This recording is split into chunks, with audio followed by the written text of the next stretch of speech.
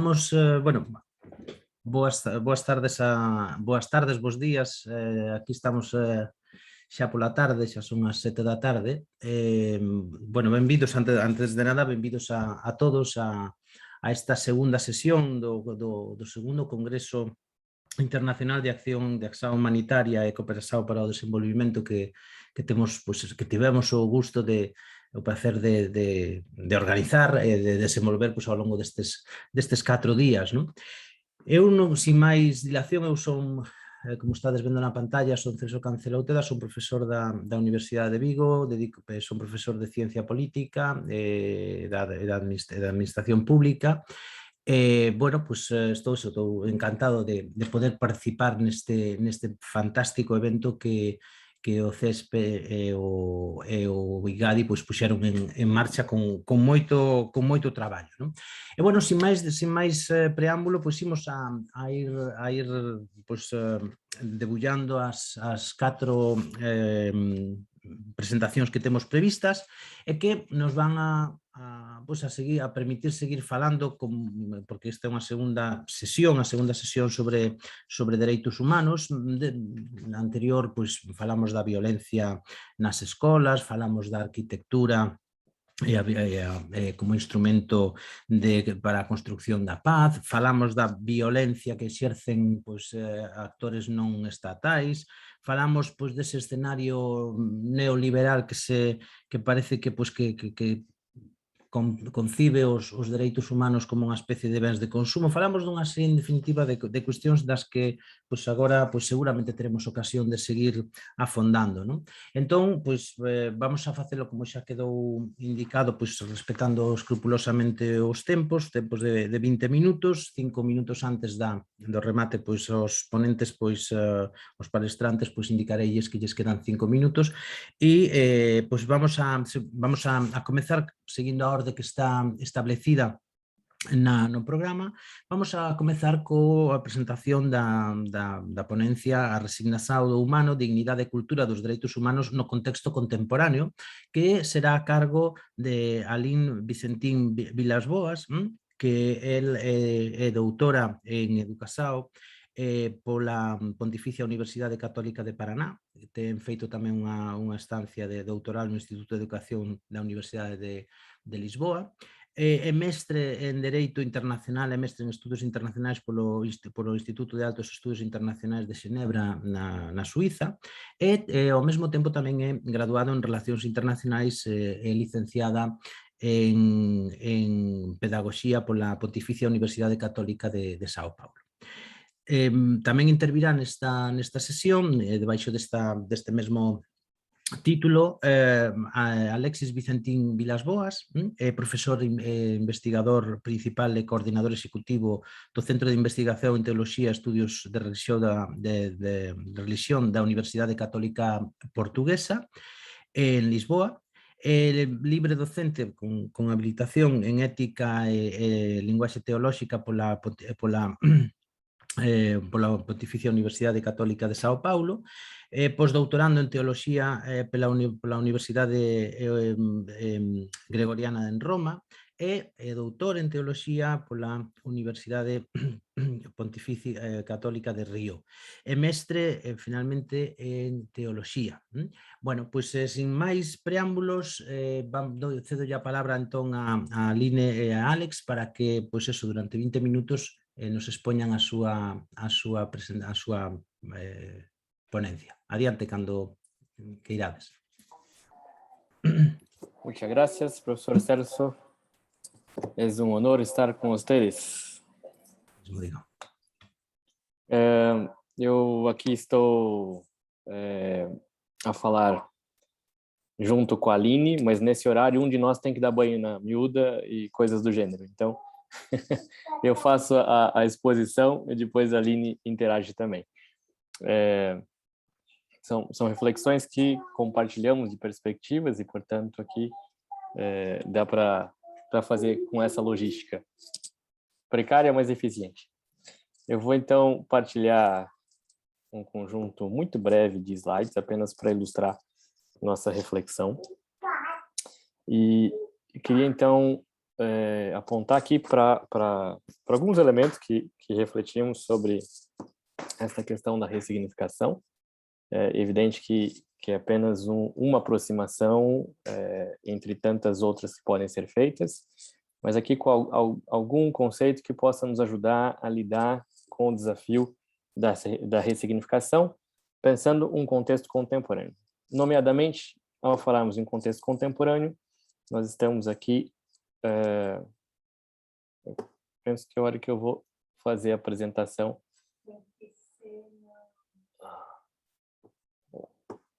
Ela vai diretamente para o último slide.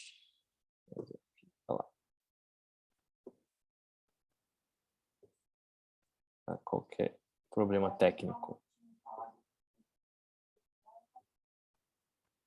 Ou problema técnico. Isso aqui apareceu. Pronto. Agora temos uma legenda também. Aqui. Bom, por contexto contemporâneo, estamos elegendo aqui algumas questões em tensão. Tensão essa que poderia ser, então, delineada, pensando aqui a tarefa de significação como a necessidade de darmos palavras aos fenômenos para que eles possam existir, passar a habitar em nossa forma de pensar, agir e interagir. Portanto, colocávamos como contexto contemporâneo a necessidade de pensar a complexidade versus a polarização em que vivemos. A experiência social que fizemos, talvez com aprendizagem precária, e uma necessidade de cooperação em crescente, local, nacional e internacional, advindo da pandemia, versus o contexto de guerra, uma invasão que desrespeita a fronteira de um país e que tem consequências econômicas para todos nós. Imediato os efeitos das sanções com medida de evitar a guerra, mas de um governo que, com sua sede de poder, ainda assim não tem receios em prejudicar sua própria nação e ainda mais as nações que estão envolvidas no seu alvo bélico. Depois, uma cultura e políticas do comum versus cultura e políticas de identidade. Nomeadamente aqui, queremos então escolher, para problematizar um bocadinho, a relação entre identidade e dialética no processo de significação do humano, entendendo que essa significação do que nós chamamos de dignidade humana está talvez implicada numa dinâmica dialética que talvez tenha consequências e impactos diretos na forma como nós organizamos um pensamento crítico hoje na instituição chamada universidade, precisamente. Essa representação artística que se deu exatamente na ocasião da Carta de Intenções dos Direitos dos Homens, como era chamado, ainda chamado assim na França, particularmente eu acho bem feio, Droit de l'Homme, mas ainda assim se chama, tinha em sua primeira representação, no topo dos direitos humanos elencados, uma representação teológica. Havia ali um quadro da Trindade com um olhar que estaria atento sobre a condição humana, que é, portanto, um debate teológico, uma disputa teológica entre a disputa teológica de uma monarquia que é sustentada por uma legitimidade papal e uma teologia que se entende como representante dos anseios do povo por igualdade, dignidade e liberdade, dignidade e fraternidade. Liberdade, igualdade e fraternidade, no qual está implicada a dignidade, evidentemente. Mas eu queria relembrar nos acontecimentos históricos seguintes que assim que acabaram as guerras revolucionárias, iniciaram as guerras napoleônicas. E, portanto, aqui, essa nova teologia assumida por Napoleão, que se auto-coroa e, ao mesmo tempo, ele prende, né, o Papa Pio VII, de modo que essa teologia que defendia os direitos humanos, ela está ali também sendo mobilizada numa disputa de legitimação da autocracia. Ou seja, logo em seguida as revoluções, as guerras revolucionárias, nós temos aqui a emergência de uma autocracia que se autocoroa e é representado, na época, num discurso religioso. Então, sobre Napoleão Bonaparte, diz então um funcionário do exército próximo a ele: as características mais nobres da divindade estão obviamente escritas e refletidas nesse ilustre indivíduo. Ele tinha a missão de proteger e cumprir os propósitos do céu no mundo. Foi a providência que atraiu todos os olhares sobre ele e analisou e alisou o caminho de uma elevação sem precedentes, a recuperação dos espíritos, a reforma da moral e a regeneração da sociedade. Essa narrativa fez escola, um outro sujeito chamado Otto von Bismarck, chanceler do Segundo Reich, se apresenta dessa maneira.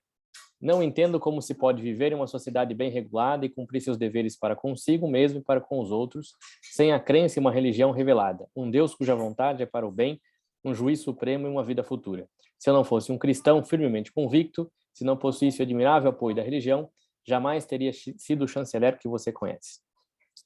Há em comum, nessas perspectivas, a ideia de um Deus acima de tudo, e que aproveita da situação de um descontentamento da religião com as instituições religiosas e que desloca, portanto, esse descontentamento das instituições religiosas para o Estado e passa a ser, então, o estadista, o promotor desse dinamismo da fé para a legitimação de um poder autocrático.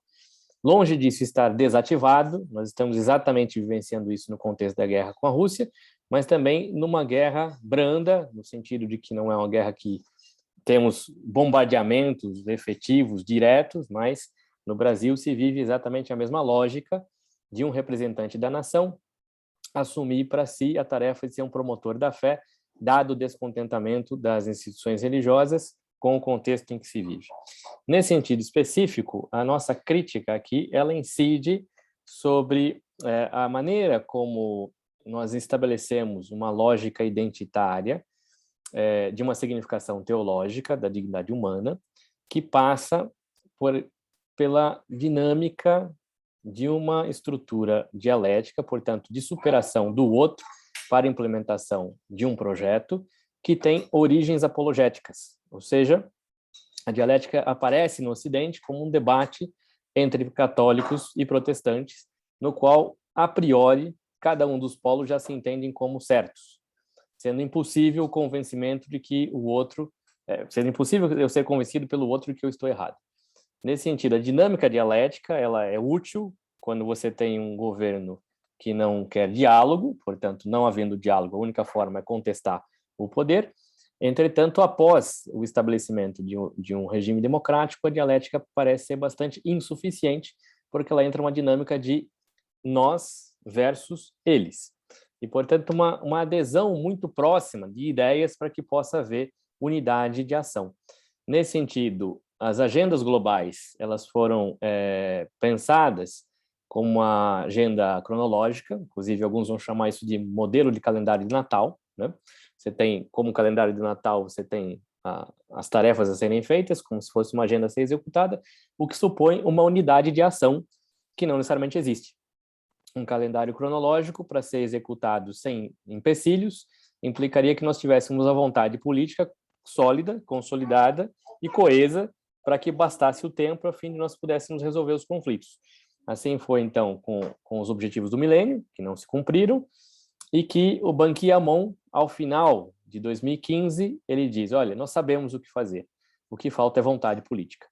Nesse sentido, a ideia de que nós possamos ter uma vontade política coesa e unida, baseada dentro de uma lógica dialética, ela, por um lado, reduz a compreensão de que o problema é de todos e não só de uma orientação de forma de pensamento ou política, e depois que sempre dentro dessa lógica dialética tem sempre aqueles que se entendem como melhor representantes dessa lógica dialética. Então, entre os excluídos, quem são os mais excluídos? Entre as feministas, quem são as mais excluídas e não reconhecidas, se são do norte, se são do sul, se são as negras, se são as nativas, por exemplo. Entre os países em processos de desenvolvimento, se são os países do leste europeu, se são os países do sul. Entre os países da Europa, se são os países que constituem os países como núcleo da Revolução Industrial, se são os países da periferia da Europa, ou seja, sempre tem uma divisão instauradora do modo de pensar. Nós nos dividimos o tempo todo, e essa significação ela tem uma origem teológica, tal qual essa origem dos direitos humanos, que é o ser humano se significa numa grade hierárquica em que o mais sublime está relacionado ao divino e o mais abjeto ao animal, de modo que o ser humano se significa tentando ser identificado como próximo ao divino e distinto do animal. De modo que o representante político da significação tende a colocar seu adversário como mais próximo do animal. E aí, portanto, as nossas formas de ridicularização usando a metáfora animal, como o burro, como o porco, como a vaca, né? Nesse sentido, nós temos já uma compreensão de mundo dialética, que separa, portanto, a totalidade como forma de afirmação, e talvez aqui escolhas históricas que incidiram mais para uma platonização do Ocidente, que inclui as religiões cristãs, e não uma compreensão mais coesa, no sentido, por exemplo, de Hipócrates de Cos, o fundador da medicina, em que o mundo, a pneuma, era visto como uma simpatia, como uma força empática unitiva entre corpo e alma, sendo a morte a dissociação de corpo e alma e não a separação que faria a alma ser livre. Nesse sentido, a nossa lógica dialética tributária de um platonismo e de Parmênides tende a ser uma lógica que separa para poder afirmar. E, consequentemente, a nossa dialética divide as forças que poderiam ser colaborativas e não encontra uma pauta comum, exatamente porque parte de uma autorreferencialidade no seu modo de entender o mundo. Há uma crítica bastante interessante em relação, portanto, às agendas globais como forma de tentar superar essa dinâmica e que não está me ajudando aqui os slides. Estou numa relação dialética com os slides, inclusive. Vamos lá. Voltando a partilhar. Aqui, essa forma de organizar, né, a Agenda 2030, por exemplo, que são dois investigadores da Universidade de Estocolmo, de pensar como um wedding cake, né, um bolo de casamento em que os objetivos do desenvolvimento sustentável estariam organizados em biosferas, e essas biosferas estão naturalmente conectadas. Tem aqui uma correlação com os objetivos da Laudato Si, que é entendido por alguns analistas da ONU como quarto setor espiritual, no sentido em que, além do terceiro setor, teria aqui um setor de mobilização de rede, em que a mobilização das crenças não tem uma finalidade de fortalecimento de bloco identitário, mas de execução legítima de uma agenda pública. E aqui, portanto, a Laudato Si como uma agenda que compartilha esse ideal de cuidado da criação com outras religiões mundiais e como cooperativa da Agenda 2030, organizada em 7 objetivos de desenvolvimento sustentável, e na qual o eixo espiritualidade é um eixo que é agregador de forças, nesse sentido. Mas tem um elemento aqui, que é o fato de nós termos uma agenda comum não parece ser um elemento suficiente para pensarmos uma agregação de forças políticas, uma vez que, se pensamos dialeticamente, nós estaremos aqui disputando quem efetivamente melhor representa essa dimensão de uma agenda a ser executada. De modo que apontaríamos aqui, então, para o desafio de pensarmos a interculturalidade como um lugar de ressignificação. Pensando aqui algumas categorias que podem ajudar a entender o pacto educacional. Primeira categoria, fronteira. A fronteira é o lugar de estabelecer a interculturalidade, em que símbolos, rituais, os rituais têm a ver com práticas sociais que geram aprendizagem coletiva, e as práticas que estão implicadas nisso geram, portanto, igualmente símbolos, rituais e práticas interculturais, que têm significação para além da sua origem significativa. Nesse sentido, também tem uma inversão do processo de significação, de não pensar o homem como próximo de Deus e distante do animalesco, mas pensar a figura mais baixa, mais sensível, a figura mais vulnerável, como a que demanda mais cuidado. Cuidar dos animais é uma expressão de gratuidade humana, e inclusive podemos pensar que os animais não fazem guerra, o que significa que não são piores ou inferiores aos seres humanos, é próprio do ser humano fazer guerra, não de Deus nem dos animais, de modo que pensar a inversão da escala significa pensar a partir das dores do mundo, onde a dor na história é a fronteira em que as diferenças se juntam para pensar interculturalmente. Interculturalidade aqui tem a ver, ou pode ser pensado assim, como o exercício de pessoas diferentes com problemas comuns encontrarem soluções cooperativas. E, nesse sentido, a significação parte da tarefa ética de sanar a dor do mundo e de encontrar formas de cooperação de execução de uma agenda comum, que é a expressão de dores compartilhadas, de problemas compartilhados. Portanto, aqui um exercício de significação tem diretamente a ver com a mudança de perspectiva do sujeito epistêmico.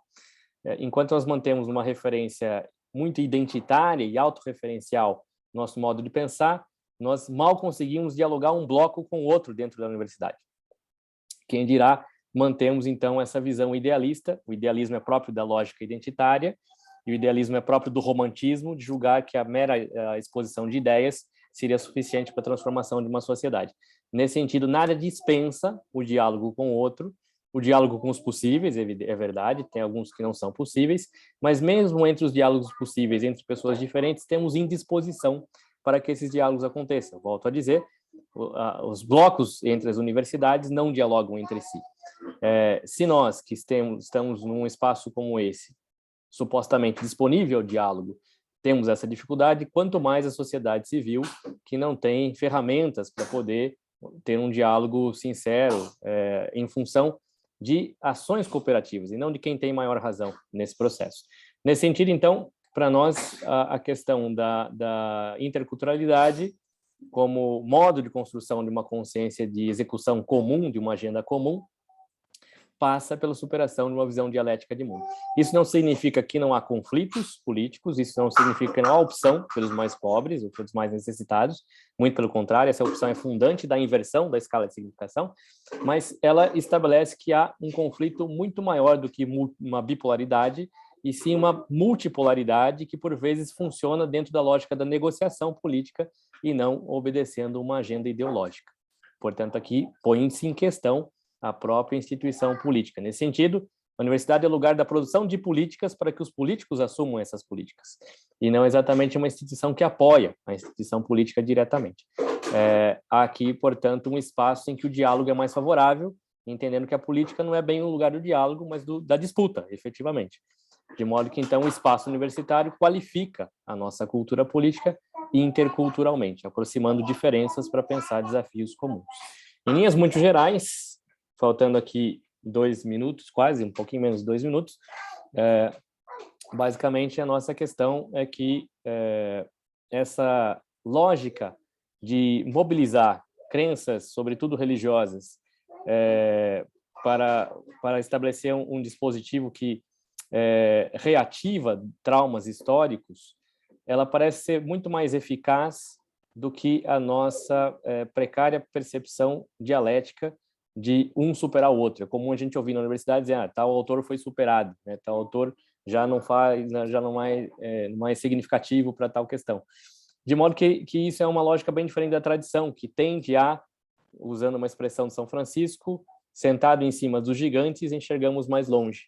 Há um respeito de transição de conhecimento que consolida um modo de pensar que consegue agregar forças históricas de modo mais eficaz do que uma dinâmica de nós e eles.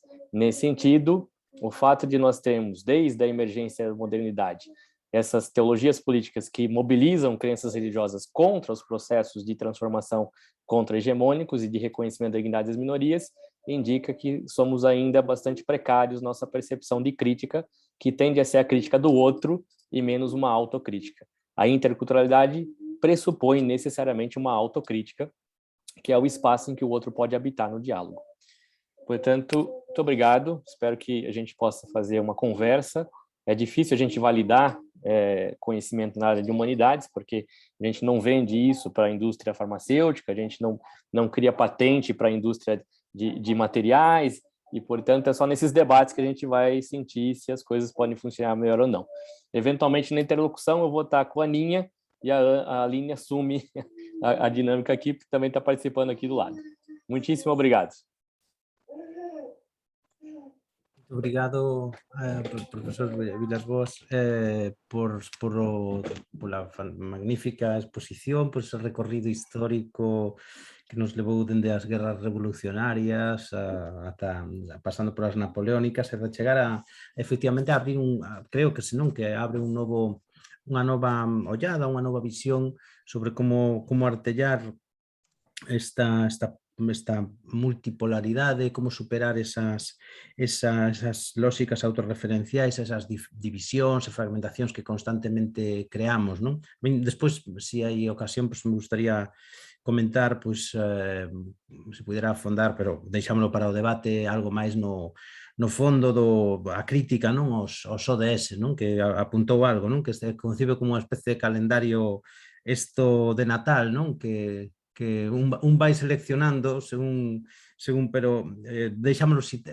para o debate. E agora entón, pois, continuamos adiante coa seguinte intervención, que será realizada a cargo de Glaucio Luis Mota, que se titula Pedagoxías posavisais como posibilidade para outras traducións do dereito das infancias en situación humanitaria. Glaucio Luis Mota é doutor e mestre en educación, especialista en doutrina social da Igrexa na contemporaneidade pola Pontificia Universidade Católica de Minas, é graduado en Pedagogía pola Universidade do Estado de Santa Catarina e profesor na educación básica e educador social en proxectos sociais e gubernamentais e non gubernamentais en oficinas de educación para a cidadanía. Pois, cando queira, profesor Mota, adiante, moitas obrigado pola súa presenza esta tarde aquí con nós, tamén disporá duns 20 minutos para a súa ponencia. Adiante, obrigado. Olá a todos, acho que hai dificultades co son? Non se lle escoita ben, non se lle oye ben. Escuto. Agora... Estão me ouvindo? Agora sim. Ok. Eu já vou, então, compartilhar a tela aqui para a gente não perder tempo.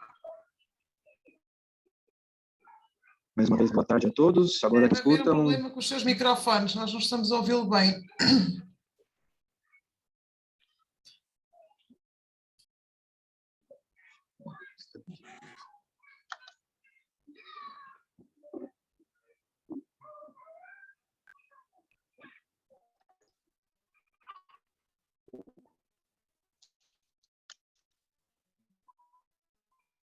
E agora, me ouvem? Ok, se continuar, vocês me avisam. Glaucio, desculpem, mas o teu som está com eco. Está meio robótico. Não sei se é talvez você ficar sem o microfone aí. Aqui só com o microfone. Vou tentar, isso que então, deve estar dando efeito. Vou tentar, então, passar aqui para o áudio do próprio notebook. Vamos ver.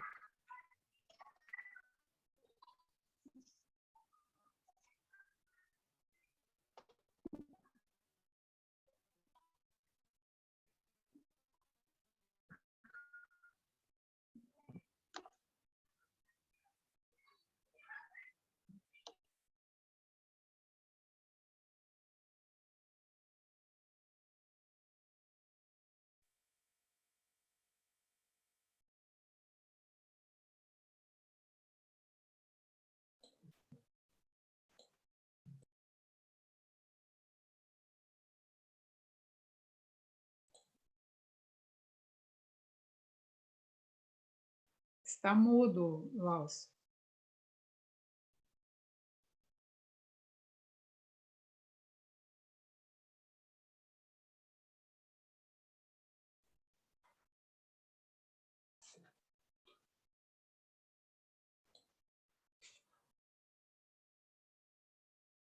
E agora? Sim? Continua ainda robotizado ou não? Excelente, okay. Pode avançar. Muito bem, vamos lá então. Desculpe, vamos lá, vamos adiante. Agora está ótimo, Glaucio, pode ir. O único problema é que talvez vá captar o áudio aqui da escola. Estou na escola nesse momento, então talvez atrapalhe um pouquinho, mas vamos adiante.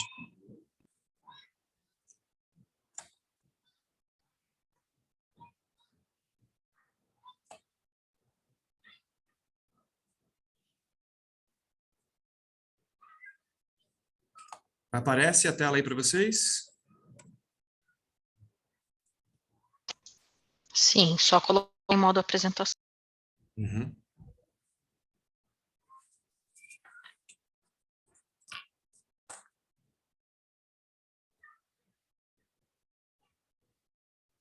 E agora?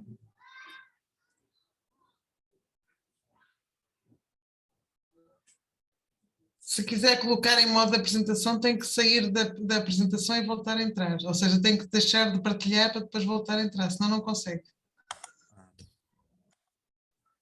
Mas nós conseguimos ver bem assim, está visível, não se preocupe. Mesmo para a gravação não há problema nenhum.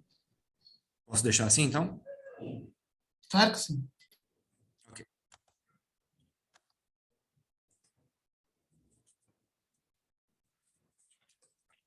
Apareceu a próxima? O próximo slide aí? Sim, sim. Ok.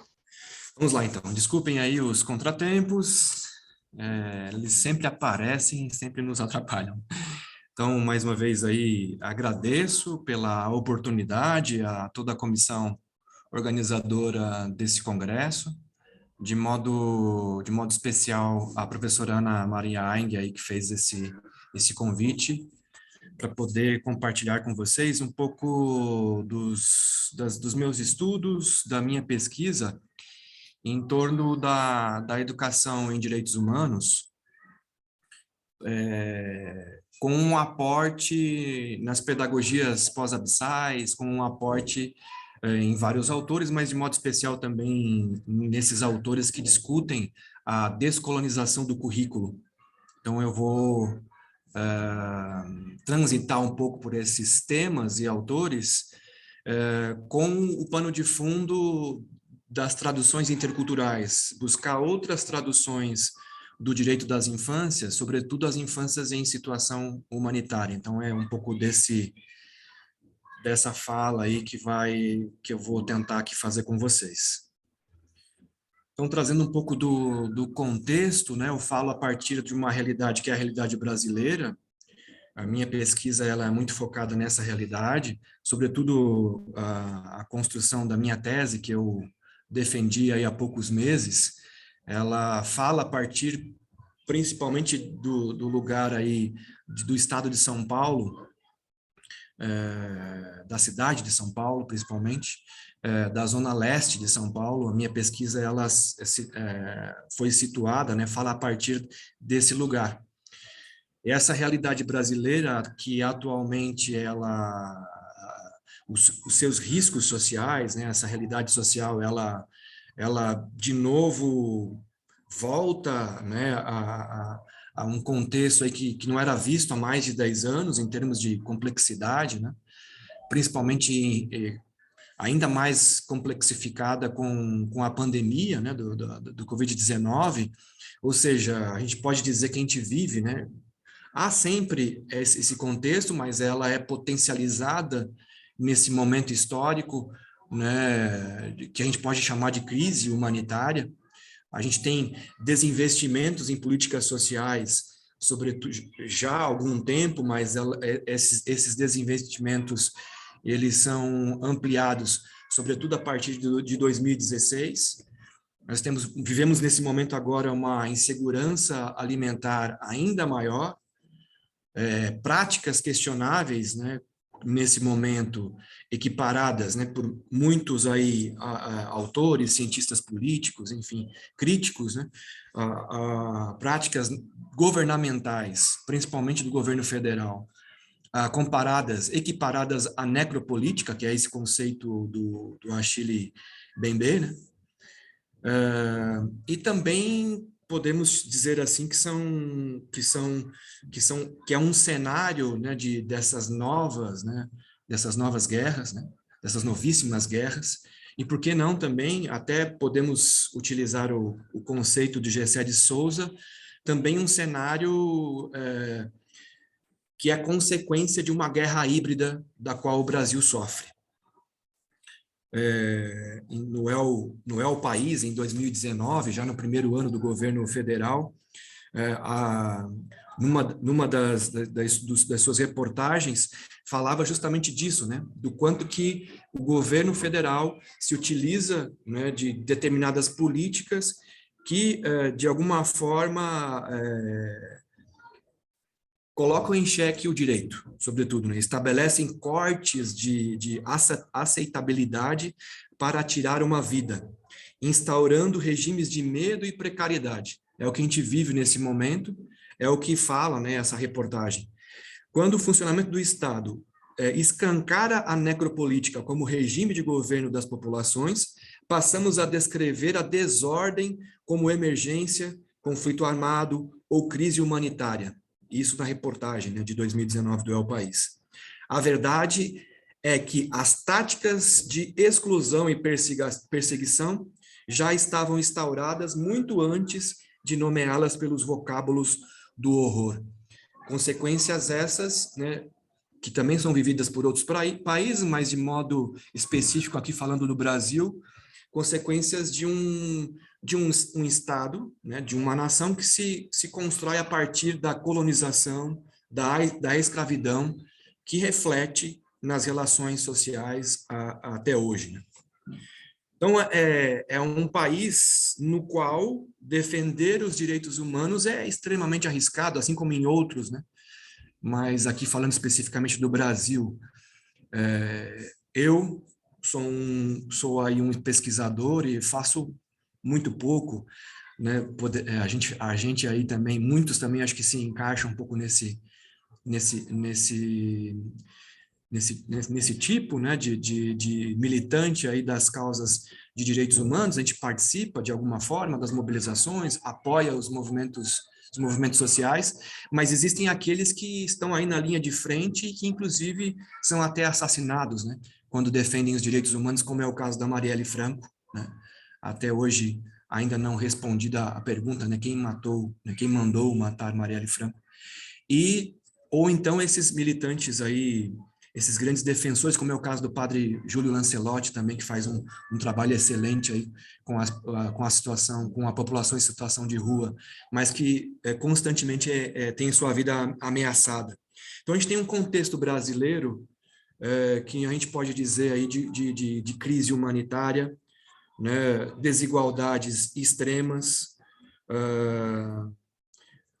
políticas como, por exemplo, a atual agora, que é um projeto de lei de penhora das casas de pessoas endividadas, principalmente no momento em que as pessoas talvez, né, fazem essa pergunta, né, eu como ou eu pago a minha dívida? Então, com uma política como essa aqui, ou às vezes até a pessoa nem sequer consegue responder essa pergunta, porque talvez nem comida ela tem, né?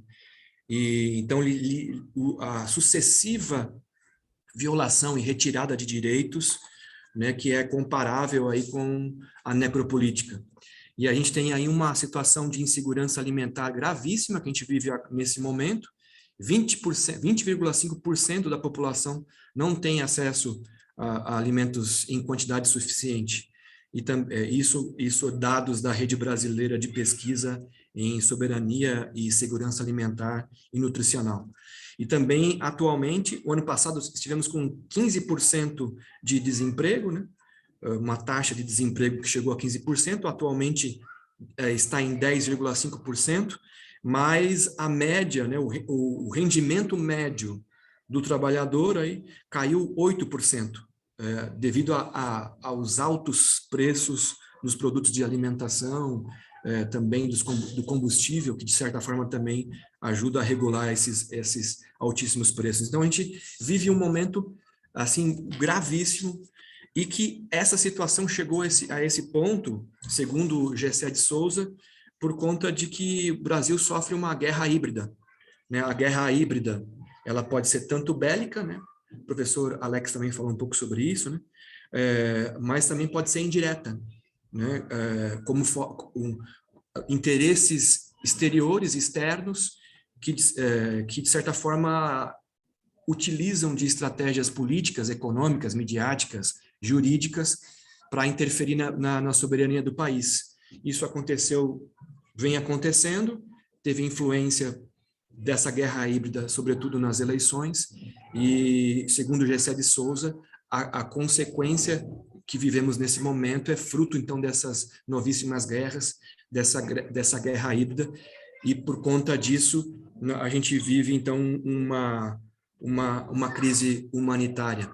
E isso reforça ainda mais essa linha abissal, né, entre esse norte que não é só geográfico, mas é epistêmico, é geopolítico, entre norte e sul, né, globais.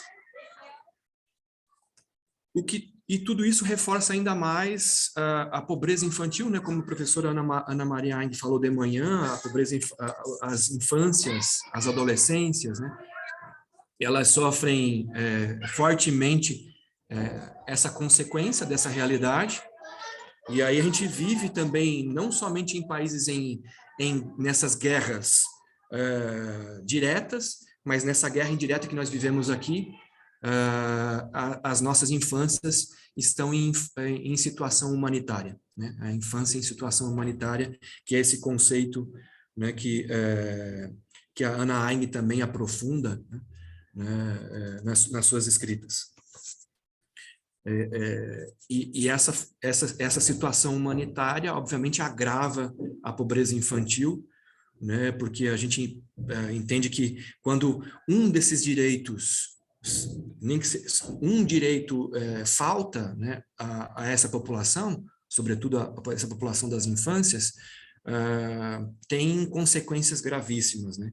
Quando se trata de direitos básicos, a falta de um deles traz consequências sérias para o seu desenvolvimento. Os direitos humanos não são divisíveis, têm que ser assegurados conjuntamente, é o que assevera a Unicef, né, nos seus vários documentos quando trata dessa questão da pobreza multidimensional das infâncias.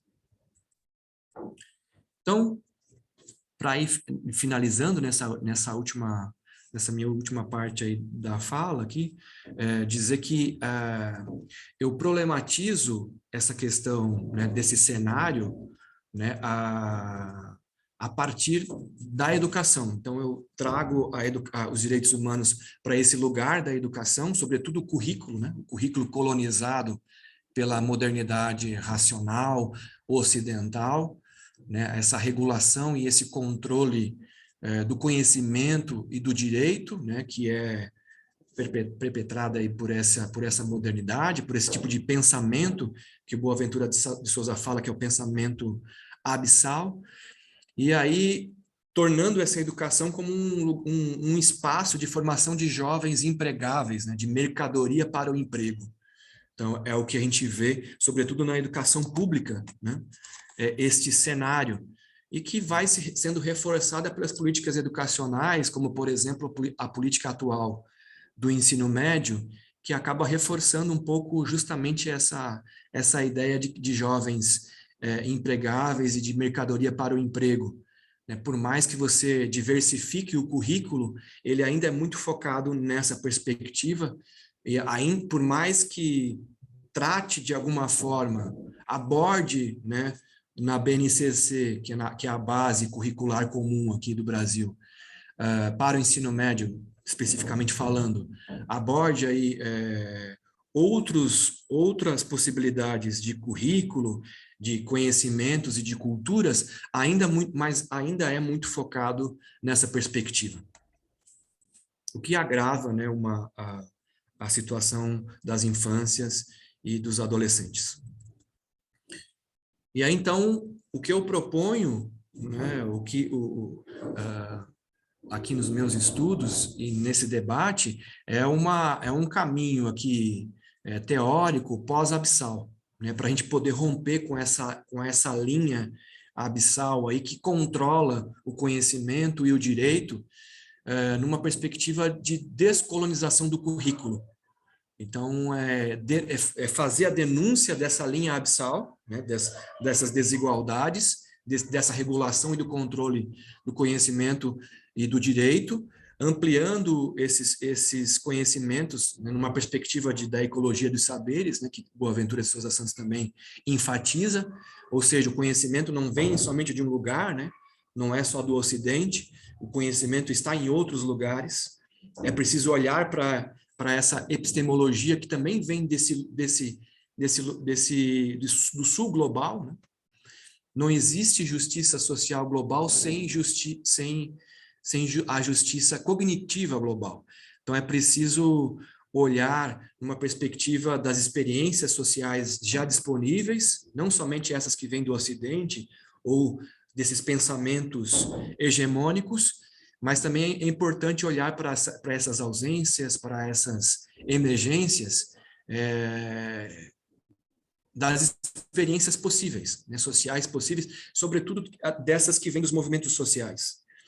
E aí, então, para dinamizar esse olhar para essas ausências e emergências, as pedagogias pós-absais, né, são aí uma possibilidade, né, de ressignificar, né, de reinventar a educação e o currículo, principalmente quando elas são aí associadas nessas pedagogias de subversivas, nessas pedagogias mais revolucionárias, nessas pedagogias como é o caso de Paulo Freire, Gandhi, Frantz Fanon, a própria Catherine Walsh, né, que na sequência aí eu vou vai abordar um pouquinho, que é uma pedagogia que olha para os conhecimentos da realidade e reconhece os saberes populares invisibilizados, principalmente invisibilizados pela colonização.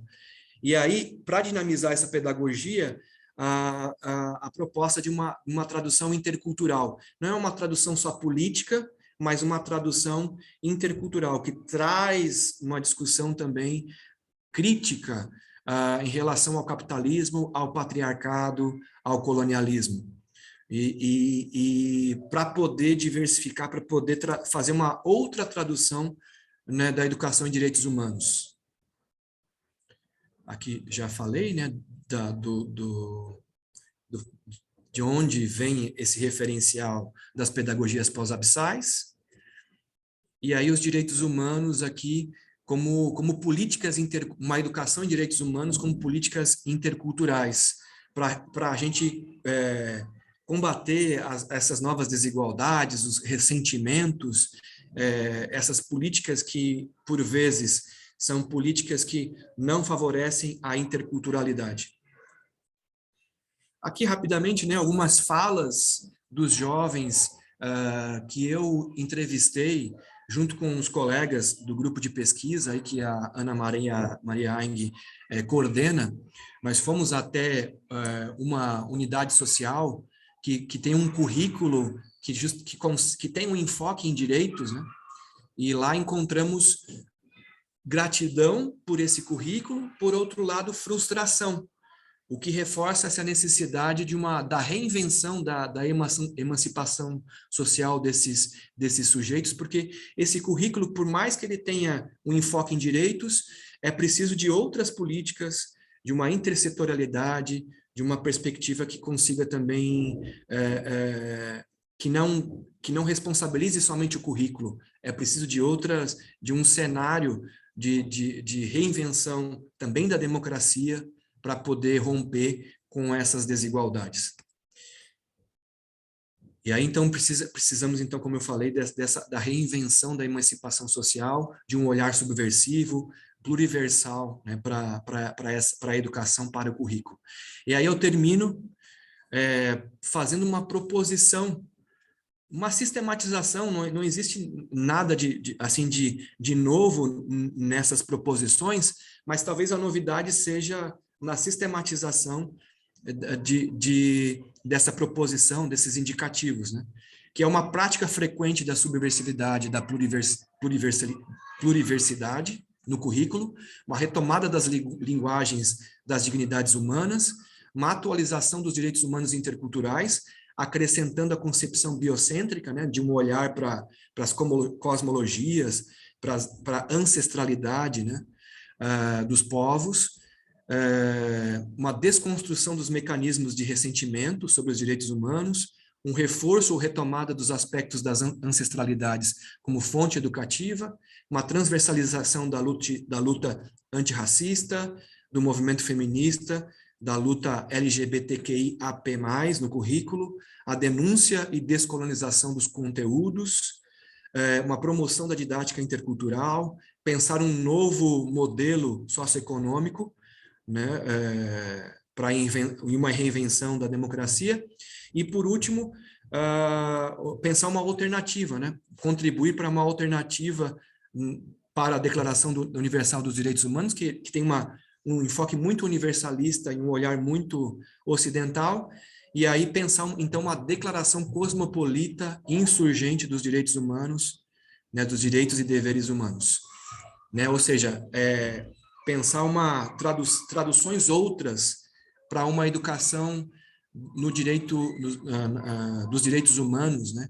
Para a gente poder, de alguma forma, descolonizar o currículo e apresentar, pensar juntos proposições para a gente enfrentar esse contexto de infância em situação humanitária e de pobreza infantil. Ok? É isso, obrigado, desculpa aí se eu avancei um pouco no tempo, mas por conta do probleminha inicial ali, é isso, e aí fico depois aberto aí para o debate. Obrigado. Obrigado, profesor Mota, non hai problema ningún co tempo, estamos dentro do razonable a pesar dos problemas técnicos que somos conscientes que se producen sobre todo neste tipo de instrumental que estamos a utilizar, porque tamén se produce na presencialidade, non? Cando celebramos os congresos presenciais tamén temos problemas técnicos, pero imos razonablemente ben dentro do tempo. Moitas gracias pola fantástica presentación que nos acaba de facer aquí, e sobre todo a min me deixa, pois eso, para o debate, quédame coa idea esta final, non, da alternativa, de buscar alternativas á Declaración de Dereitos Humanos, non, de deberes, non? Como sería esa perspectiva que sea parte dese universalismo que arrastra en boa medida, probablemente pois derivada, non, da nosa de Occidente, toda esa luta contra a visión e a perspectiva colonial, se aínda se mantén, non? Pero bueno, podemos falalo despois entre todos, porque seguimos a ter unha asistencia nesta sesión pois elevada, nestes momentos hai 51 persoas e 51 asistentes, e polo tanto vamos a seguir, a continuar para respetar o horario, e entón a continuación pois lle corresponde a intervención ao profesor Eduardo Felipe Pacheco, que vai a presentar unha ponencia, vai a falar sobre resignificar as pesquisas con as infancias, o dereito á fala e escuta en contextos de riscos humanitarios. O profesor Pacheco é doutor e mestre en educación pela Pontificia Universidade do Paraná, con estudio de doutoramento en estudios feministas da Facultade de Letras tamén da Universidade de Coimbra. Ten feito estadías de investigación doutorais no Centro de Estudos Sociais da Universidade de Coimbra e, ademais, é graduado en Filosofía e Pedagogía, especialista en Antropoloxía Cultural. Nestes momentos, ao mesmo tempo, exerce como empregado, como servidor público na Secretaría Municipal de Educación de Araucaria. Adiante, cando queira o profesor Pacheco, empezamos a súa exposición. Boa tarde a todos e todas. Estão me ouvindo bem? Bem minha tela? Perfeito. Ótimo, excelente. Ótimo. Gostaria muito de agradecer o convite de estar nessa sessão aqui, juntamente com todos os membros que estão falando também, o Glaucio, a Aline e a Gabriela, né? A Glaucio e a Aline fomos colegas no doutoramento, né? A Gabriela também está sempre presente no nosso grupo de pesquisa. Gostaria de agradecer a professora Ana pelo convite, o professor Celso, todos esses que estão ouvindo a gente aqui nesse momento. A minha fala, né, vem um pouco da minha experiência que eu tive na construção da minha tese de doutorado. Eu justamente quero falar sobre essa ressignificação das pesquisas, né? Eu, enquanto estudante, enquanto pesquisador, sempre fui muito inconformado com a normalidade, né? Com aquilo que diziam que deveria ser feito para se ter sucesso, né? Seja na carreira como pesquisador, como estudante, etc. Então, essa minha fala vem um pouco ao encontro disso. E também um pouco da minha experiência de buscar alternativas outras, né, possibilidades outras de se fazer pesquisa, porque eu sempre estive voltado para a educação, sempre gostei muito de trabalhar com crianças, com adolescentes, e aprendi muito com elas, né? Então essa minha inconformidade com o natural, né, com aquilo que tentamos naturalizar, me inspirou a tentar buscar alternativas outras de fazer pesquisa. Então, minha fala vai girar um pouco em relação a isso.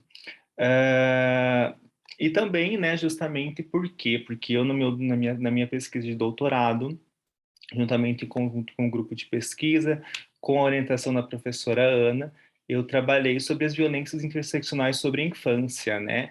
Mais precisamente, foi realizada uma investigação em uma instituição que abrigava meninas vítimas de violências múltiplas, né, mais caracterizadas e institucionalizadas por violência sexual.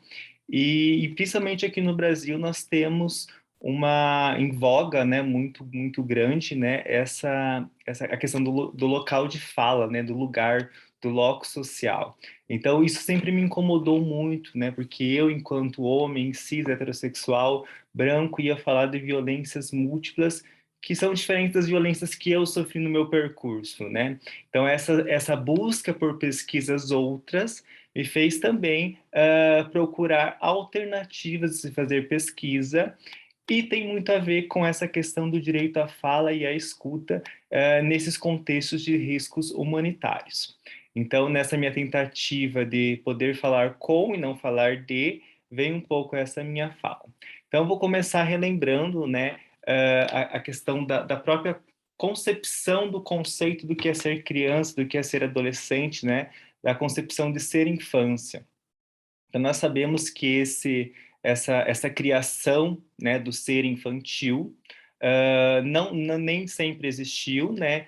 Ela é um produto ali do final do século XVI, do começo do século XVII, porque até então a concepção do que era do desenvolvimento infantil como a gente tem hoje era ignorado, né? Então a sociedade via muito mal a criança, né? Pior ainda adolescente. Então a gente tem aquela concepção de um adulto em miniatura, né? E não como um ser em desenvolvimento, com especificidades próprias dessa fase de desenvolvimento, etc. Então essa descoberta da infância, né? Que o Ariès vai falar lá no seu clássico, né, que é estudado em todos os cursos de licenciatura, advém de diversos fatores que vão modificar a estrutura da sociedade, né? O advento da modernidade, as mudanças nas classes sociais, os processos de industrialização, transformações arquitetônicas das moradias. Nós vimos ali no começo do nosso congresso esqueci o nome dele agora, que é da arquitetura, que falava sobre a construção das cidades que não são voltadas para os nossas pontas, né? Tanto as crianças como os idosos. Então nossas cidades não são assim, mas transformações nas moradias contribuiu para se ter uma concepção de infância, né? Só que, todavia, né, essa inclusão sempre vem com exclusão, né? Essa particularização da infância se restringiu, né, aos nobres e burgueses e, principalmente, aos meninos, né? As meninas, como sempre, foram excluídas. Então, a partir dessa criação, né, do ser infantil, né, a infância começa a se tornar uma fase privilegiada de regulação, vigilância e controle. Então surgem as instituições disciplinares, né, escola, igreja, a própria questão de legislação, né, a questão jurídica, que vão regular, adestrar esses corpos, né, não falantes, né, infantes, né, a própria palavra infância tem uma conotação bem pejorativa. E como está no nosso vocabulário, inclusive hoje, né, a gente que trabalha em colégio ouve muito isso, né? A criança tem uma fala muito infantilizada, a criança tem um comportamento muito infantilizado. Então a gente sempre leva para o pejorativo a questão da infância, como ser infantil, né? Como ser criança fosse uma questão pejorativa, ruim, né? Que precisa ser modificada. Então, ali nós temos a vida instintiva das crianças teve que ser rapidamente submetida ao controle rigoroso, modelagem específica, que dão à nossa sociedade o caráter que ela tem, né? Então, com o advento da modernidade, do capitalismo, né, nós precisamos que esses futuros trabalhadores sejam adestrados, regulados para cumprir seu papel nessa sociedade nascente. Então, quando nós falamos de... Eu não consigo ver minha tela, deixa eu ver como é que eu faço aqui. Aqui. Estou vendo vocês e não estou vendo minha tela. Perfeito. Então, quando a gente fala de infância, de pesquisas, algumas perguntas devem ser questionadas, quando a gente fala principalmente de risco humanitário. Quais infâncias devem ser preservadas, né? Então, dentro dessa minha experiência de pesquisa, quando eu fui fazer o meu levantamento bibliográfico, eu tinha, né, problemas centrais que tinha a ver com desigualdades, com racismo, com pobreza, com violência de gênero, etc. Só que, todavia, todos os clássicos que trabalhavam essas questões, que apontavam essas desigualdades na sociedade, nenhuma analisavam pela ótica da criança, do adolescente, né? Então, dificilmente analisamos essas violências pelas perspectivas das crianças e adolescentes e acabamos por desconsiderar ou omitir as especificidades dessas experiências por elas vivenciadas. Então, novamente, apesar de tentar incluir, as pesquisas contemporâneas acabam por desconsiderar essas especificidades do ser infantil, né? E acabam posicionando, né, colocando as crianças e adolescentes nesses lugares, espaços e tempos limítrofes, né, que impedem suas existências de se manifestarem, seus projetos de vida se realizarem e as posicionam fora da margem da sociedade. Isso por quê? Porque essas violências que perpassam os cotidianos de crianças e adolescentes, elas têm uma duração ao longo do prazo, né, da própria constituição das suas identidades, da sua autoestima, da sua forma de se relacionar com os outros, que agride de uma forma diferente, né, o adulto em si. Então a gente deve se perguntar, né, juntamente com Butler, né, quais vidas, né, ou melhor dizendo, né, que vidas serão consideradas vidas, né, que infâncias devem ser preservadas, né? Quando a gente fala de direitos humanos, nós temos lá a Declaração Universal dos Direitos Humanos e a própria Constituição do Direito de Crianças e Adolescentes, mas quais crianças que devem ter seus direitos garantidos, né? E quais direitos podem ser negados? E, voltando para a questão da pesquisa com crianças e adolescentes, duas coisas se faz muito importante. A questão da fala e a escuta. Né? O direito à fala e à escuta da infância em situação humanitária são importantes ferramentas na inversão hierárquica que culturalmente o adulto exerce sobre a criança. Assim, as relações de poder que caracterizam a relação adulto e criança devem ser levadas em consideração nas pesquisas para que esses direitos sejam garantidos. Então, quando nós vamos a campo, né, falar com crianças e adolescentes, a gente tem que aprender a garantir esse direito e a fala e a escuta da criança. Porque muitas vezes nós, para elaborarmos uma pesquisa, a gente vai com um projeto, com um problema, com uma visão muito unidimensional daquela situação. E acaba se limitando ao que nós queremos ouvir ou ao que nós queremos escutar e acabamos por omitir e desconsiderar as vozes dos reais protagonistas das pesquisas, né? Então, quais infâncias merecem ser ouvidas, né? Então, quando a gente vai pensar em uma pesquisa com a infância, nós temos que levar em conta, né, que muito mais do que falar de, né, devemos falar com, né, com a infância, com essa infância com toda a sua fluidez, né, que ela possa ser ouvida, que suas reivindicações sejam acolhidas e que seus direitos sejam garantidos. Né? Essa prática da sensibilidade da escuta, do dito e do não dito, né, dos silêncios, das omissões, é muito importante. E isso, na verdade, não é uma novidade que eu trago com vocês, né? Paulo Freire, lá já em 98, iria falar sobre essa questão, né? Essa abertura, disposição, a reciprocidade do falar, ouvir e muitas vezes sentir, né? Porque, como nos recorda Paulo Freire, Se não os escuto, não posso falar com elas, mas a elas, de cima para baixo. Sobretudo, me proíbo de entendê-las. Se me sinto superior ou diferente, não importa quem seja, recuso escutá-lo ou escutá-la. Então, essa reciprocidade e empatia na pesquisa científica, né? E quando falamos do direito à existência digna, a voz, estamos falando de locus social, de como este lugar imposto pelas estruturas, né, coloniais, patriarcais, racistas, capitalistas, heterossexistas, dificulta a possibilidade de transcendência. É engraçado porque em campo a gente escuta muito isso, né?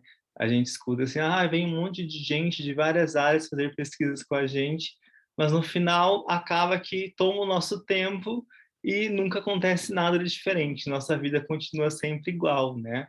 Eu lembro que quando eu estava fazendo uma pesquisa na minha especialização em antropologia, eu fui fazer uma pesquisa com pessoas trans, né? E essa foi bem a fala da que eu estava entrevistando, né? Vem diversas áreas, né? Da saúde, da educação, da antropologia, fazer pesquisa com a gente, mas acaba que, na realidade, a gente fala, mas nunca é escutado, né?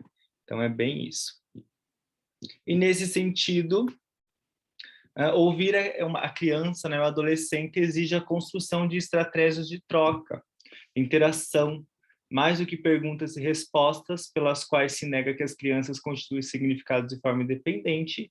Assim, o momento de escuta tem que ser também de momento de expressão dessa representação, que é uma representação coletiva. Né? Por quê? Porque a gente tem que levar em consideração que o outro lado é sempre constantemente lembrado da sua incapacidade de produção do conhecimento, de conceitos e até mesmo de existência, né? Uma vez que a pesquisa é uma prática que faz parte da vida social e requer que o pesquisador, né, a pesquisadora, preste atenção a assuntos mais abrangentes da vida social e cultural, que são ou podem ser sensíveis à questão do poder, da violência, em especial sobre a violência sobre as crianças e adolescentes. Só para a próxima. E, nesse sentido, outra pergunta que nós temos que ter sempre em mente é quais crianças, quais infâncias, né?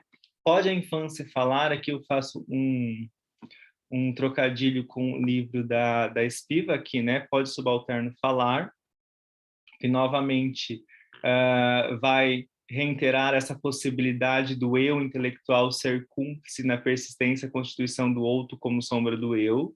E algumas perguntas a gente tem que levar em consideração, né? Como permitir que as vozes que sempre foram silenciadas, né, os infantes, os não falantes, pudessem finalmente rasgar as frágeis, mais complexas estruturas de ocultamento.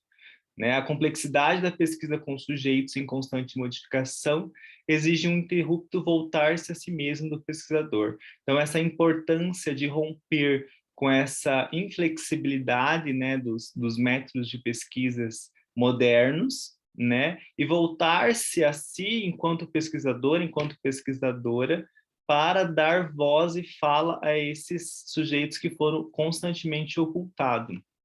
Por quê? Né?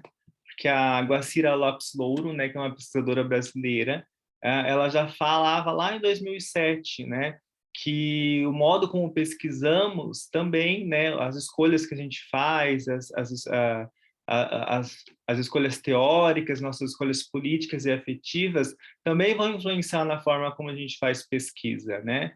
A nossa história pessoal, os lugares que ocupamos, todos esses trajetos que a pesquisa, né, moderna fragmenta, né, tenta isolar, tenta neutralizar para se ter uma ciência verdadeira, ela é inexistente, na verdade, né? Uma vez que os discursos não podem ser concebidos apenas como uma forma de descrever e interpretar a realidade. Eles próprios constituem práticas sociais. Afinal, a linguagem em sentido lato é o meio privilegiado do qual atribuímos sentido ao mundo e a nós mesmos. E aqui entra um pouco a questão, lá no começo do congresso, do que a professora Ana Maria falava sobre a autenticidade, né? Sobre como modificar as pesquisas, se a gente não é autêntico com as nossas escolhas políticas, sociais, culturais, etc. E aqui eu trago alguns elementos, né, que nós devemos levar em consideração quando pensamos em uma pesquisa ressignificada com as infâncias. Logicamente, né, que isso aqui não é fixo, não é limitado e está sempre em construção, mas são alguns pontos que eu encontrei durante o meu percurso de pesquisa que levaria-se a uma pesquisa um pouco mais ética, né, um pouco mais que garantisse a voz e a fala, a escuta, a garantia desses direitos das crianças. Então, o primeiro é uma pesquisa que leva em consideração a ética e os valores do pesquisador e da pesquisadora, né? A consciência de que as nossas análises representam apenas uma interpretação possível e não definitiva da realidade, né? O posicionamento na escrita, a valorização das experiências pessoais e a explicitação dos valores e vieses devem estar presentes em nossas análises e nossas escritas. O segundo ponto é a contraposição a uma maneira única de se fazer pesquisa científica, né? Pensar no pesquisar pesquisando. As perguntas e pesquisas se modificam no meio do estudo para melhor refletirem os tipos de perguntas necessárias para entender o problema de pesquisa, né? Não limitar a nossa escuta e a fala dos sujeitos escutados aquilo que nós queremos ouvir, né? Aquelas coisas que vão responder os nossos problemas de pesquisa. Devemos partir sempre da realidade concreta e histórica com os indivíduos que são culturalmente e socialmente localizados, né? O modo como diferentes pessoas dão sentido às suas vidas e que tal processo deve refletir uma espécie de diálogo entre os investigadores e os respectivos sujeitos, dados estes não serem abordados por aqueles de uma forma neutra. Então, todos esses pontos vão conversando entre si. E, por último, né, tem na pesquisa científica a finalidade de transformação da realidade social, né? À medida que essas questões, né, opressões, injustiças, violências, são estudadas e expostas, os pesquisadores dão voz a esses participantes, aumentando a sua consciência e melhorando sua vida, né? A gente sabe que as pesquisas, elas não modificam a realidade, digamos assim, no exato momento que você está fazendo a pesquisa, mas elas são uma oportunidade de expor essas injustiças, expor essas não garantias de direitos e fazer com que os próprios sujeitos, após essa pesquisa, tenham consciência dessa realidade e, a partir dessas consciências, possam reivindicar eles por si mesmos, de forma autônoma e independente, os seus próprios direitos.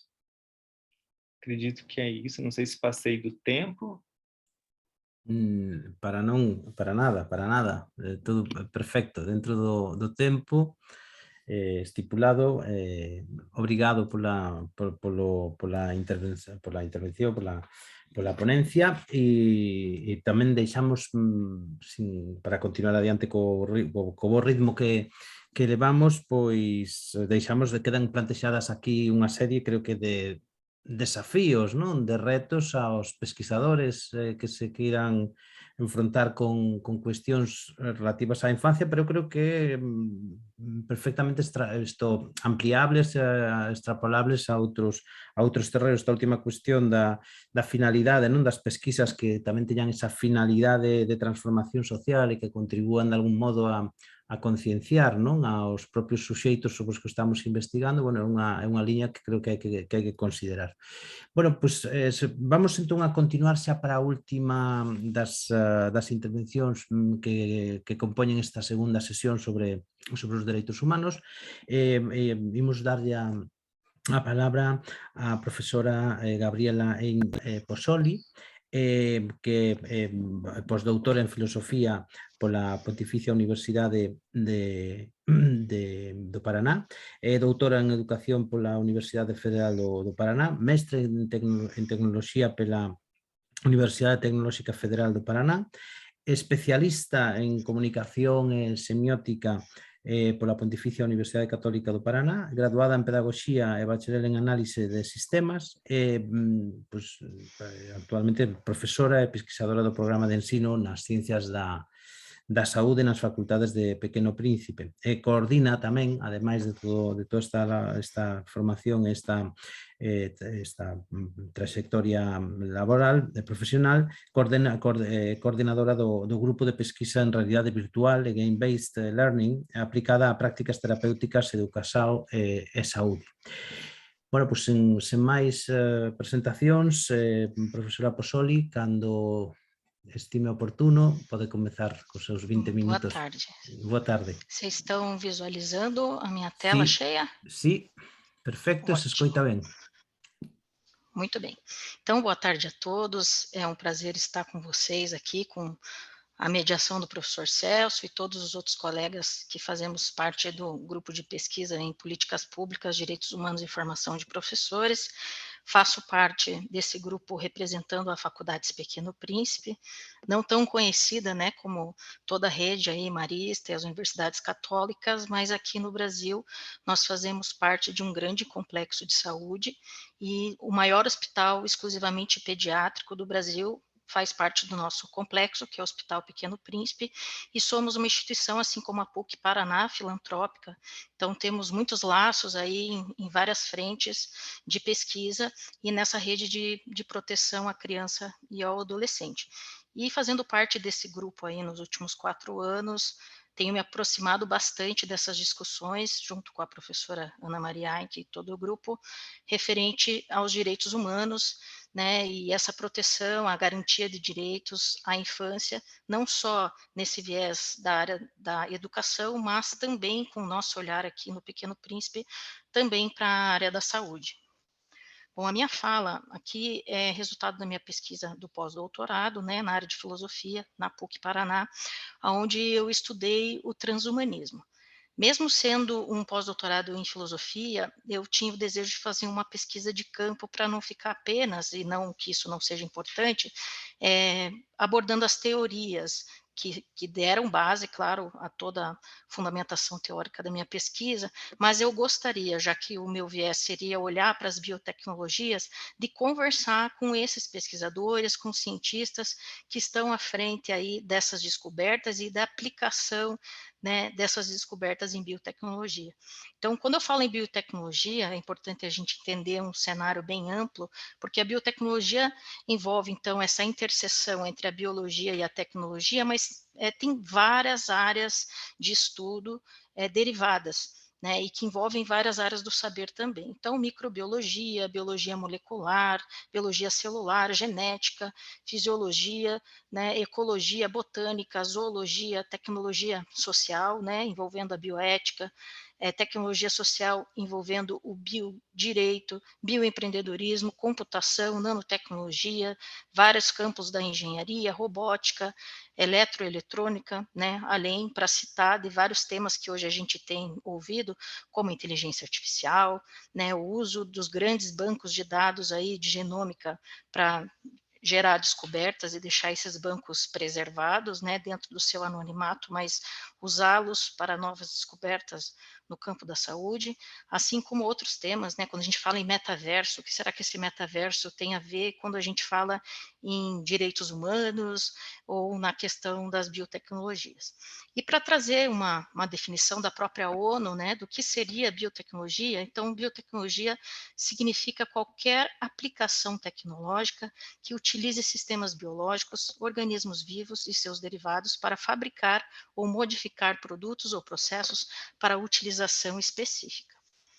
E para definir o transhumanismo e já fazer uma provocação, que vocês acessem esse site, que é humanityplus.org, esse é um grupo de grandes pesquisadores, cientistas bastante reconhecidos de importantes universidades, especialmente americanas, mas também algumas latino-americanas e europeias, onde eles divulgam as suas filosofias, os seus ideários, né, dizendo que a humanidade, né, como diz o Humanity Plus, pode ser mais, e que é desejável que essa humanidade seja mais. Então, o transhumanismo, segundo este movimento, isso está até dito, né, quase que numa profissão de fé ali, transhumanista, onde eles colocam no que eles acreditam e por que eles acreditam, eles se definem como um movimento intelectual e cultural que afirma a possibilidade, a conveniência de melhorar a condição humana, fundamentalmente pela razão e pela ciência aplicada, especialmente por intermédio do desenvolvimento e ampla disponibilização de tecnologias para eliminar, né? Então, já vamos focar nessa palavra, eliminar o envelhecimento, curar doenças e melhorar as capacidades humanas. E aí, depois, se vocês tiverem a oportunidade de navegar por esse site, eles têm congressos, eles têm uma série de vídeos, assim, do YouTube, eles são bem ligados aí às redes sociais, fazem bastantes incursões na mídia e estão sempre presentes nessas discussões. A filosofia transhumanista, então, para a gente tentar definir do que ela trata 3 vertentes principais. O combate ao envelhecimento e, em consequência disso, a morte. 2, a simbiose entre o orgânico e o cibernético, como o próximo passo da evolução humana, e eles tratam dessa forma mesmo, e a evolução por design. Então, o Santos até coloca, ao analisar essas 3 vertentes, que implantes e biomodelos, e mais recentemente a edição genética, são capazes de transformar os seres humanos em ciborgues, ou seja, cibernético mais orgânico, e são expoentes desta fase. Então, o que eu estou tratando aqui não é ficção científica, não é aqueles filmes de Hollywood, aquelas coisas que a gente já deve ter assistido na televisão ou no cinema, hoje são realidade, né? Com os recentes avanços, né, da biotecnologia, já é possível 2 coisas que eu vou explicar que estão ali em tela.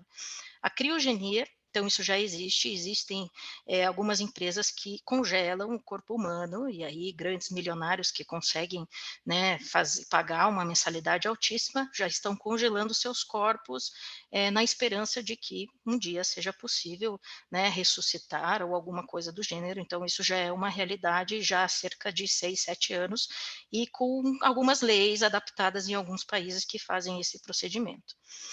E o objeto que eu me aprofundei mais no meu pós-doutorado foi o CRISPR-Cas9, que é uma metodologia de edição genética. Eu nem fiz um slide para explicar isso, porque eu sei que o público aqui nem vai entender do que eu estou falando, mas de uma maneira bem breve, alguns pesquisadores, a descoberta dessa habilidade que algumas bactérias têm de combater os vírus, e essas bactérias conseguem editar o DNA do vírus para que os vírus não as agridam. E com isso elas conseguem identificar dentro do seu próprio DNA em que local elas estão sendo atacadas por esse vírus. Isso já foi descoberto aí na década de 90, mas mais recentemente, há cerca de 6 anos, é que essa filosofia começou a ser aplicada, filosofia não, né, uma técnica biotecnológica começou a ser aplicada na engenharia genética. E aí, enfim, se vocês procurarem notícias, para quem nunca ouviu falar, hoje é viável, é possível e já pode ser feito, inclusive já foi feito, mesmo com algumas discussões bioéticas envolvidas, especialmente na China, já foram feitas várias incursões de edição de seres humanos. Aí vocês vão pensar, poxa, mas eu já ouvi falar nisso, hoje em dia é perfeitamente possível, quando você faz ali, né, algumas inseminações artificiais e quem tem dinheiro para pagar, escolhe algumas características dos seus filhos ou faz um aconselhamento genético para ver que doenças pode ter no futuro, mas não é disso que eu estou falando. Com o CRISPR-Cas9, eu posso editar um ser humano operante durante a sua vida.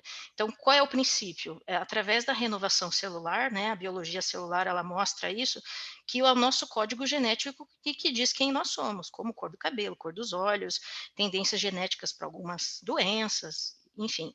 Então, o nosso código genético, ele já tem um mapeamento de quem nós somos, algumas coisas, claro, se colocam pelos nossos hábitos de saúde, mas muitas coisas têm a ver com esses marcadores genéticos.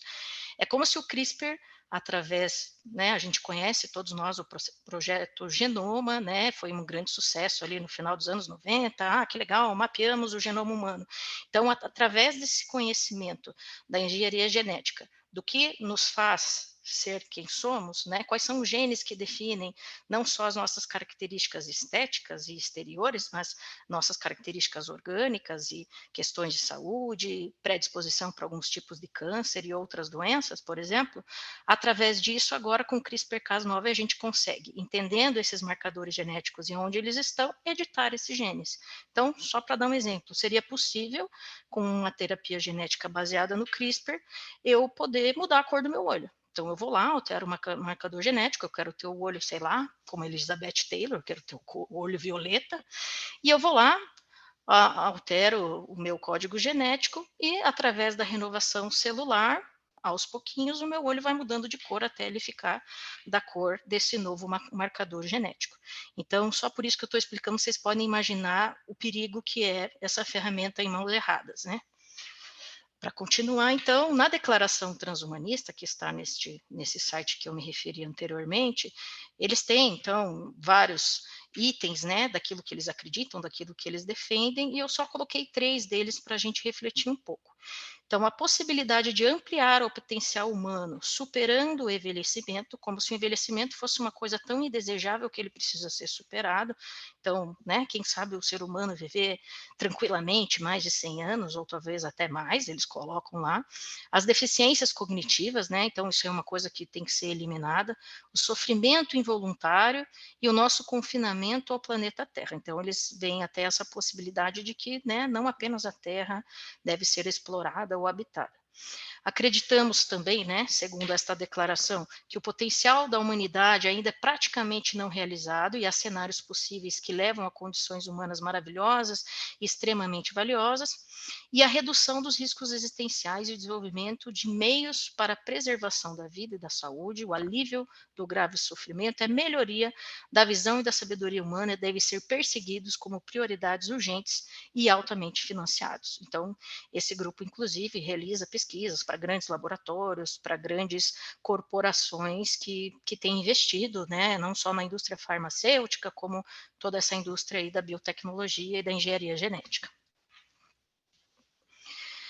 Na minha pesquisa, então, eu fui tentar identificar 2 grupos, os bioprogressistas e os bioconservadores. Mas eu não poderia chegar nesses pesquisadores de biotecnologia e perguntar para eles: você acha que você é bioprogressista ou bioconservador? Eu teria que, conversando com eles e tendo algum instrumento, né, verificar aonde se localizavam essas posições. Então, foram entrevistados aí cerca de 32 pesquisadores de vários lugares do mundo, né? Alemanha, Estados Unidos, inclusive 2 de Harvard, a maioria aqui do Brasil e da América Latina, mas a gente conseguiu realmente de instituições diferentes e países diferentes. E aí, dentro dessas 2 visões, né, a gente tem como principais expoentes do bioprogressismo o Nick Bostrom, o David Pearce e o Bushman, e como bioconservadores o Fukuyama e o Habermas, né? O Habermas é aquele mesmo que vocês estão pensando da filosofia. Aí a gente fala, nossa, será que, como que eu vou desqualificar algum dos grupos? Não tem como desqualificar, são pesquisadores reconhecidos, com muita publicação, de instituições de renome, mas, claro, cada um deles, né, fazendo a defesa dos seus argumentos, inclusive tem um congresso, um debate que foi feito entre o Nick Bostrom e o Fukuyama, que ficou bastante famoso, e tem algumas transcrições desse debate deles na internet. O Nick Bostrom, inclusive, há cerca de 3 anos esteve no Brasil, foi num monte de talk shows e expondo as suas visões maravilhosas e proféticas de como a biotecnologia pode resolver todos os nossos problemas, fazer com que a gente viva mais e melhor e acabar com as doenças e com as deficiências, inclusive com essa proposta de edição genética. Eu só trouxe aqui algumas citações para a gente tentar entender em que linha que eles estão conduzindo esse pensamento. Então, David Pearce falou o seguinte: possa tudo que vive ser libertado do sofrimento. Então, ele já pega uma frase de Buda, porque daí, né, ele está colocando Buda, a partir daí ele fala o que ele quiser. É um sentimento maravilhoso. A compaixão por si só não basta. Infelizmente, são necessárias soluções de alta tecnologia para erradicar o sofrimento do mundo. Ok, posso até concordar com essa frase dele, mas ele coloca essa frase sobre erradicar o sofrimento e criar soluções no ponto de vista de que se há biotecnologia, se há uma maneira de você prever uma doença e, né, evitá-la, ou ainda fazer alguém viver mais, ou ainda libertar o homem dessas limitações do corpo, que isso deve ser feito, né? Então, que primeiro você faz, você realiza os testes, depois a gente torna isso viável, por exemplo, em alguns consensos legais e de maneira bioética. O Nick Broston colocou: por que não ir até o fim? E o que há de pior moralmente do que a seleção darwiniana, essa eliminação dos desviados como os mais fracos, defendida pelos nazistas? O projeto de domínio pelos homens do seu próprio material genético deveria ir até o fim para evitar sua deteriorização irreversível, buscando aprimorar a humanidade. Então, ele fala, por que a gente vai evoluir só um pouquinho na biotecnologia? Por que só curar doenças e não aprimorar o ser humano, inclusive nas suas capacidades cognitivas, físicas? Que tal gerar um ser humano que não adoeça, né? Mudar lá o código genético e fazer com que nenhuma mais criança que nasça possa ficar doente de Covid. Então, de uma certa forma, esses testes já mostraram ser possível fazer esse tipo de coisa. E o Fukuyama, que já seria mais dos bioconservadores, colocou que a natureza humana é fundamental para o nosso conceito de justiça, moralidade e vida boa, conceitos que sofrerão profundas mudanças se as biotecnologias de aprimoramento forem comuns. Alterar a genética humana perturba as relações invisíveis e destrói o equilíbrio sistêmico. Mas fazer melhor que a natureza não é fácil. A evolução pode ser um progresso cego, mas segue uma lógica de adaptação rigorosa que faz com que os organismos sejam adequados a cada meio. Então, dentro desses debates, eu não tenho como expor aqui todos os resultados da pesquisa. O que eu fiz?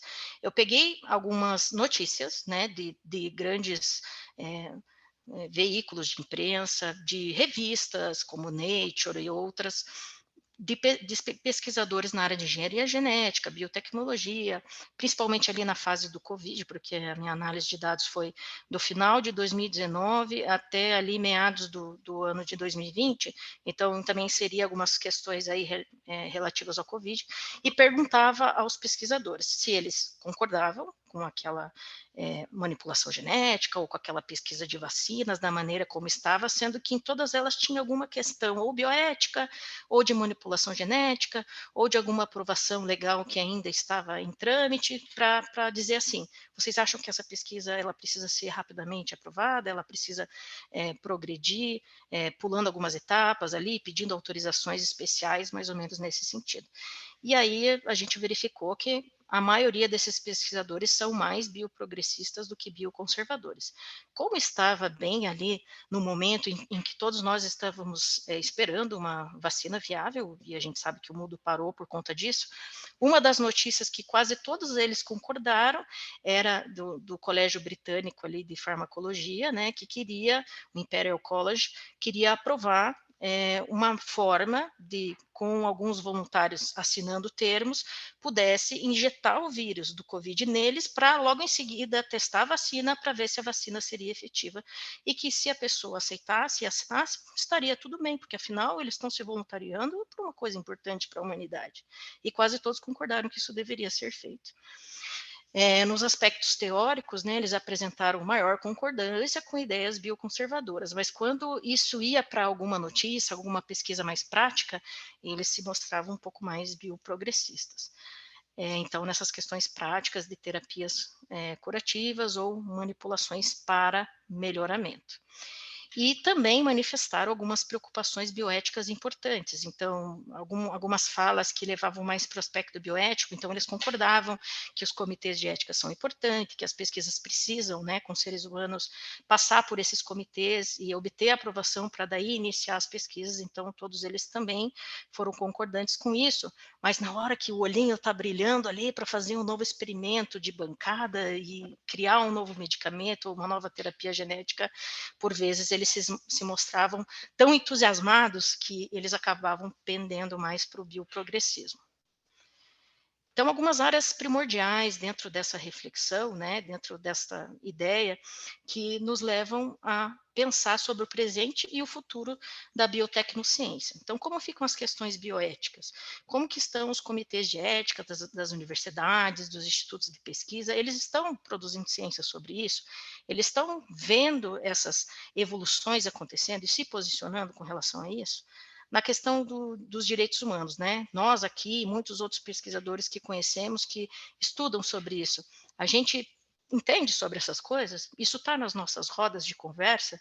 Ou talvez a gente nunca ouviu falar de que já é possível fazer essas coisas lá que apenas eram ficção científica e que hoje são realidade. E a política internacional? Como estão esses debates, né, nos organismos internacionais, né, nos eventos, como esse nosso congresso, que agora estamos falando sobre isso? Estamos criando uma carta, um manifesto, alguma maneira de que pesquisadores, pensadores sobre essas áreas que envolvem direitos humanos e área da saúde, a gente está se posicionando, né, com relação a isso? Qual que é o nosso olhar? Como que, porque a gente é que vai poder mobilizar e explicar essas coisas para a sociedade como um todo. Nós estamos discutindo isso ou não? Esse aqui eu vou pular, que eu acredito que eu já estou vencendo o meu tempo. Eu só queria colocar duas coisas. Então, nos Estados Unidos, né, os laboratórios de pesquisa financiados pelo Instituto Nacional de Saúde norte-americano estão sujeitos às diretrizes de biossegurança e à supervisão dos comitês de biossegurança. Entretanto, existem lacunas e sobreposições regulamentares. Então, se aquela pesquisa está apoiada por um grande laboratório ou uma grande empresa de biotecnologia que consegue pedir autorizações especiais, essas pesquisas, né, ou seja, de medicamentos ou de alguma outra questão a ver com genética, elas conseguem, né, passar mais rápido por algumas limitações ali bioéticas ou regulamentares. E o Parlamento Europeu, em 2017, se manifestou da seguinte forma: com a humanidade, né, como a humanidade pode estar segura diante da possibilidade de uma nova eugenia? Receio que abrir a porta para novas formas de desigualdade, discriminação e conflitos sociais, assim como o risco de uma nova era eugênica. Então, existem alguns debates aqui no Brasil, por exemplo, né, em planos de saúde, ou até na ANS, que é a nossa Agência Nacional de Saúde Suplementar. Essa agência, ela define, por exemplo, que tipo de procedimentos os planos de saúde são obrigados a cumprir, né, quando uma pessoa tem esse plano de saúde. Então, o que que cobra, o que que não cobra, que tipo de cirurgia, que tipo de medicação e de terapia. E aí eles já começaram a ter um grupo para discutir assim: poxa, mas do ponto de vista do direito e do direito na questão dos planos de saúde, como que nós, né, seguradoras de saúde, vamos definir um ser humano que foi manipulado geneticamente e um que não foi? Como é que eu vou cobrir procedimentos para uma pessoa que às vezes lá no embrião, ou durante a sua vida, fez uma terapia genética e teve uma mudança no seu código genético? E digo mais, né, chegando aqui no meu último slide, os movimentos sociais, como que se posicionam com relação a isso? Quais são os manifestos de grupos de pesquisa, de institutos e de universidades com relação a esse tema? E pensando em capitalismo, né, um pouco que a professora Ana falou na sua apresentação de manhã, de tarde para vocês, de manhã para nós, nós sabemos que o capitalismo é um sistema de produção que sobrevive de crises, né? E que ele tenta manipular tudo nas nossas vidas, inclusive que até o nosso lazer, aquele momento que você acha que você está relaxando, né? Você tem que sair, tem que comprar alguma coisa, tem que consumir alguma coisa, sempre introjetando que a gente é feliz quando a gente está consumindo, né? Quando a gente está sendo visto. E às vezes a felicidade com certeza não passa por essas coisas. Mas enquanto modo de produção, ele, além de sobreviver das crises, ele tenta objetificar esses avanços tecnológicos para vender isso de alguma forma.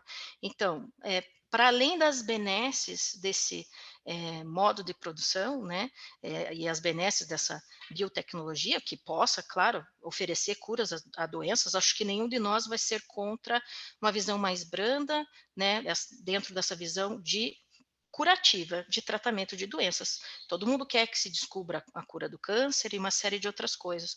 Mas com relação ao aprimoramento, será que isso não é perigoso? Né?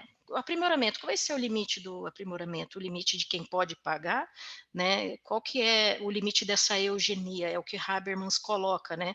Qual é o direito daquele embrião que está sendo manipulado pelos seus pais para ter ou não ter uma doença XYZ, para ter ou não ter uma característica estética? Qual é o direito daquele ser humano que ainda nem, né, consegue manifestar a sua vontade de ser manipulado antes de nascer?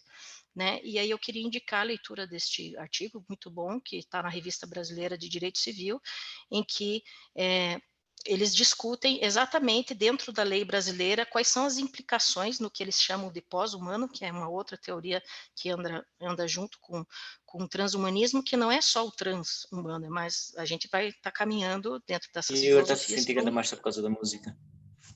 para um pós-humano. Oi. Pois não, professor, eu já estou concluindo. Então, fica essa reflexão aqui. Eu peguei aqui um último slide parecido com o slide da professora Ana para dizer que, apesar de tão apocalíptico tudo isso que eu falei, nós precisamos esperançar e precisamos, enquanto pessoas que trabalham com direitos humanos, discutir essas questões e nos manifestarmos com relação a elas. E fica o meu e-mail para quem quiser fazer contato. Muito obrigada. Pues, muito obrigado pola intervención, profesora Pozzoli.